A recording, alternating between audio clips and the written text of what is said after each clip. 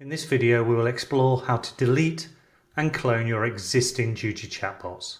Why would you want to clone or delete your Juji chatbot? Because it's so quick and easy to create fully functioning, intelligent AI chatbots with Juji, you will find that the number of chatbots you have built can become unwieldy.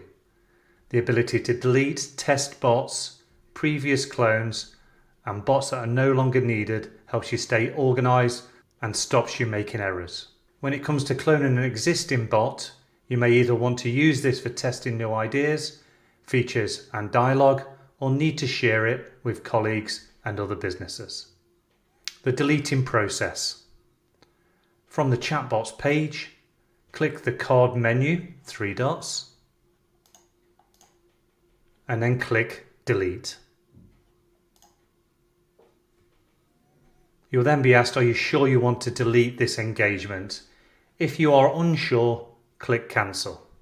If you are sure, click I am sure.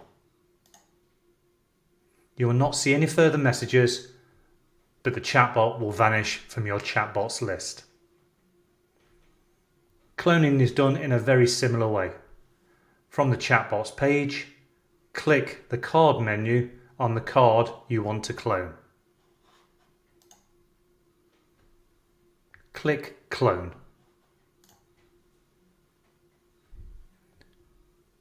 You will not see any further dialogue from Juji, but will notice a new chatbot has been created with the name clone of chatbot name. This clone should be renamed to prevent any confusion and is now ready to edit and test. I hope that was useful. If you have any further questions, just reach out. Take care.